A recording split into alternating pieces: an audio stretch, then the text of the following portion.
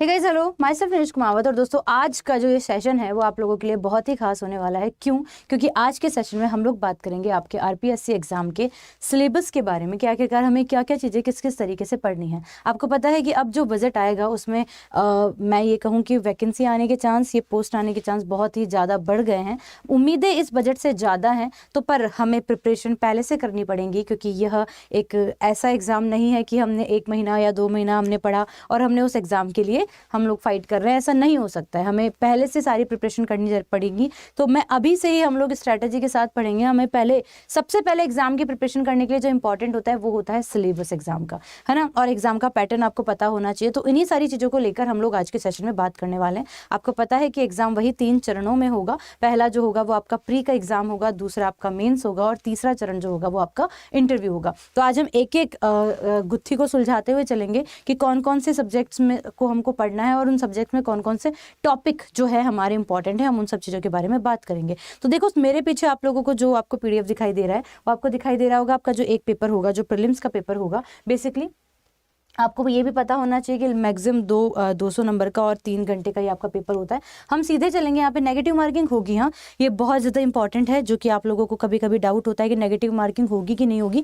बिल्कुल negative marking होगी। अब मैं सीधे सिलेबस के बारे में बात करती हूँ। तो देखिए, ये बिल्कुल नया पाठ्यक्रम आप लोगों के सामने है। आप लोगों को बहुत अच्छे से दिखाई दे रहा होगा कि हमको राजस्थान अगर की बात ही करते हैं तो राजस्थान का इतिहास, कला, संस्कृति, साहित्य, परंपरा और विरासत के बारे में पढ़ना पड़ेगा। प्रीलिम्स का जो सिलेबस है वो बेसिकली नॉर्मल सिलेबस होता है जो आप हर एग्जाम के लिए प्रिपरेशन करते हैं। कुछ ऐसा स्पेशल नहीं होता है, बस आपको थोड़ा सा डेप्थ में पढ़ना पड़ता है ना। तो राजस्थान के इतिहास के बारे में, उसकी घटनाओं के बारे में, संस्कृति के जो मुद्दे पिछले रहे हैं, घटनाएं जो रही हैं, आपको उनके बारे में पढ़ना पड़ेगा। उसके अलावा आप लोगों को स्वतंत्रता आंदोलन, जन जागरण और एकीकरण के बारे में, स्थापत्य कलाओं के बारे में आप लोगों को राजस्थान में पढ़ना पड़ेगा। लाइक आपके किले हैं कौन से हैं, स्मारक कौन से हैं, उन सभी चीज़ों के बारे में, चित्रकला, हस्तकला, और अगर मैं बात करती हूँ आपकी हस्तशिल्प की, उनके अलावा आपको बोलियों के बारे में, मेले, त्योहार और लोक देवता, ये सारी चीज़ें आपके इतिहास और उस सब के अंदर आएंगी, कला संस्कृति के अंदर।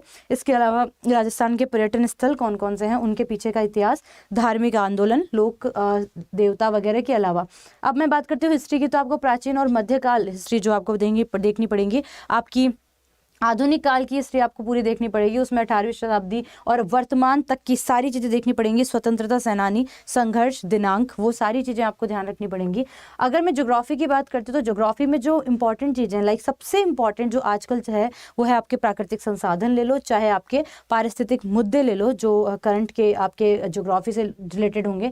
खनिज आप लोगों को देखने पड़ेंगे। इसके अलावा आप यहाँ पर विशेष भौगोलिक स्थितियाँ, परिस्थितियाँ, जैव विविधता, एक सबसे इंपॉर्टेंट टॉपिक यहाँ पे निकल के आता है, उसको आप लोगों को फोकस करना ही पड़ेगा। कई लोगों के लिए थोड़ा मुश्किल हो जाता है, पर अगर हम तरीके से और बहुत खूबसूरत तरीके से स्टेप बाय स्टेप पढ़ते हुए चलते हैं तो चीज़ें आसान होती चली जाती हैं। अगली अगर मैं बात करती हूँ ज्योग्राफी की, राजस्थान की ज्योग्राफी आपको देखनी पड़ेगी। वन्यजीव संसाधन परियोजनाएं, आपको सिंचाई परियोजनाएं, जितनी भी परियोजनाएं आरपीएससी ने निकाली हुई हैं या फिर जितनी भी परियोजनाएं आपके सिलेबस में, वो सारी आपको पढ़नी पड़ेंगी। इसके अलावा आप लोगों को पॉलिटी भी पढ़नी पड़ेंगी, राजनीतिक व्यवस्था वगैरह, ये सारी चीज़ें आपको पढ़नी पड़ेंगी।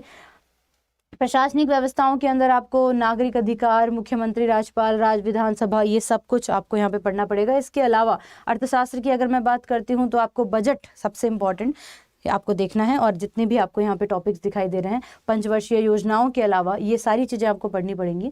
तो ये सारा टॉपिक है जो आपको बिल्कुल पॉइंट वाइज याद होना चाहिए सिलेबस, क्योंकि कहते हैं और कहते क्या है, ये ज़रूरी है कि किसी भी स्टूडेंट जो कि आप एग्जाम की अगर प्रिपरेशन कर रहे हो, आपको सिलेबस पता होना ज़रूरी है, जो सबसे ज़्यादा इंपॉर्टेंट होता है। अब मैं बात करती हूँ हमारे टॉपिक की, लाइक साइंस एंड टेक्नोलॉजी की। तो टेक्नोलॉजी का जो करंट है वो आपको ज़रूर से देखना है। तो आप कहोगे मैडम राजस्थान का कौन सा साइंस हो गया भाई, स्पेसिफिक राजस्थान का कौन सा साइंस हो जाएगा? नहीं, साइंस राजस्थान का स्पेसिफिक नहीं हो सकता, बट राजस्थान के अंदर जो भी टेक्नोलॉजी डेवलप की गई हैं, कोई स्पेसिफिक डिजीज़ आई हैं, तो उनको आप स्पेशली थोड़ा सा देखेंगे, है ना। इसके अलावा आपकी डिफेंस टेक्नोलॉजी, नैनो टेक्नोलॉजी, इसके अलावा स्पेस टेक्नोलॉजी, इंफॉर्मेशन टेक्नोलॉजी, तो टेक्नोलॉजी अपनों को सारी पढ़नी ही है। और उसके अलावा नॉर्मल जनरल साइंस जिसमें केमिस्ट्री, फिजिक्स, बायोलॉजी, कॉन्सेप्चुअल चीज़ें हम लोगों को यहाँ पर देखनी पड़ेंगी, है ना। इसके अलावा अगर हम बात करते हैं मानसिक योग्यताओं की, तो ये सारी चीज़ें आपको देखनी पड़ेंगी। और सबसे इंपॉर्टेंट करंट, तो ये तो आपके प्रीलिम्स का सिलेबस हो गया है।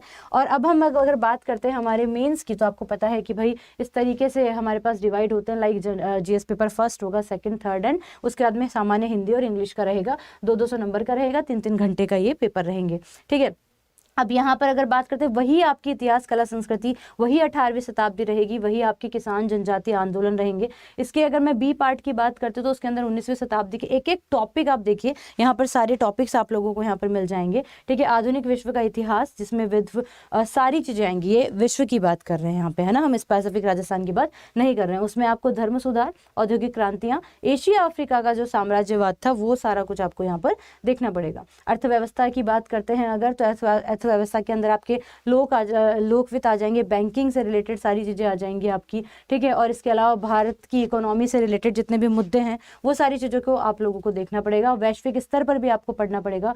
राजस्थान की अर्थव्यवस्था के अंदर आपको कृषि हो गई, डेयरी प्रोडक्ट और इन सारी तमाम चीज़ों से होते हुए आप लोगों को आगे चलना है। अगर हम बात करते हैं यहाँ पे नेक्स्ट टॉपिक की, तो आप लोगों को यहाँ पे प्रबंधन में भी देखने पड़ेंगे काफ़ी सारे मुद्दे जो कि बेसिकली आपके बहुत ज़्यादा इंपॉर्टेंट है, लाइक विपणन की आधुनिक अवधारणाओं की अगर हम बात करते हैं, ठीक है। तो बजट सबसे ज़्यादा यहाँ पर निकल के आएगा, बजट के लिए थोड़ा सा आपको ध्यान रखना पड़ेगा। अगर हम बात करते हैं यहाँ पे रीजनिंग वगैरह की, तो भाई आपको मैथमेटिक्स के भी टॉपिक्स मिलेंगे, आपको रीजनिंग के भी टॉपिक्स मिलेंगे आपको, ठीक है। तो यहाँ पे जो नॉर्मल बेसिक मैथमेटिक्स आती है, बेसिक रीजनिंग आती है, वो सारे टॉपिक आप लोगों को पढ़ने पड़ेंगे जो कि इंपॉर्टेंट है। अब बात करते हैं अगर टेक्नोलॉजी की, तो अब इस बार अब आपको बहुत डीप में पढ़ना पड़ेगा। अगर आप साइंस एंड टेक की बात करते हैं, आपको स्पेसिफिकली फिजिक्स के कुछ टॉपिक जो कि कंस्टेंट हैं, ये आएंगे ही आएंगे। लाइक अगर हम मोशन की बात करते हैं, अगर हम फोर्स की बात करते हैं, है ना, हम वर्क, एनर्जी, पावर की बात करते हैं, हम लाइट टॉपिक बहुत इंपॉर्टेंट। उन सब टॉपिक्स के अलावा अगर आगे चलते हैं हम लोग, तो इसी तरीके से हम लोगों को सबसे इंपॉर्टेंट कि भाई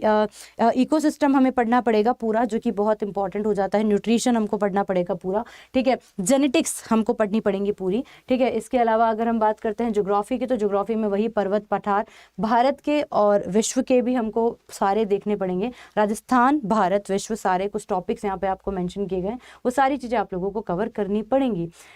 अब बात करते हैं पॉलिटी की, तो उसके अंदर का जितनी भी चीज़ें हैं, हम संविधान भी आप लोग पढ़ोगे, इसके अलावा राज्य राजनीति पढ़ोगे आप लोग, इसके अलावा विश्व व्यवस्था के अंदर जितने भी संगठन आ रहे हैं, वो सारी चीज़ें पढ़ोगे। आतंकवाद एक मुद्दा है, वो पूरा आप लोगों को यहाँ पर देखना पड़ेगा। करंट इससे रिलेटेड आप लोगों को सारा देखना पड़ेगा, ठीक है। और यहाँ पे लोक प्रशासन व प्रबंधन के संबंधित अवधारणाएं, उनके संगठन के सिद्धांत, प्रबंधन के कार्य, और ये सारे मुद्दे आप लोगों को यहाँ पर देखने पड़ेंगे। तो पूरा सिलेबस आप लोगों के दोस्तों यहाँ पर सामने है।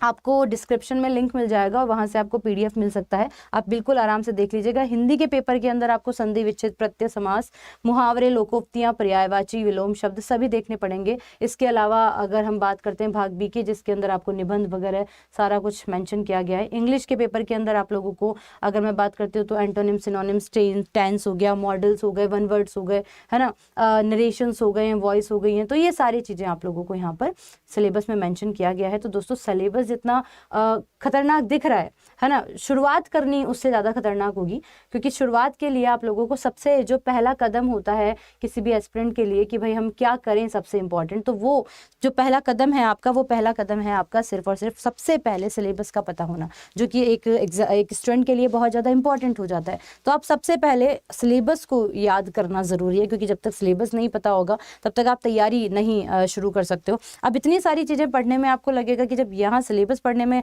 हालत ख़राब हो गई तो कोर्स कैसे कंप्लीट करेंगे। तो ज़ीरो से स्टार्ट करो, एनसीईआरटी से शुरुआत करो, सीढ़ी दर सीढ़ी आपका कोर्स कंप्लीट होता चला जाएगा।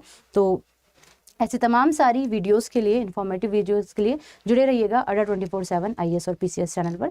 Thank you so much guys, thank you.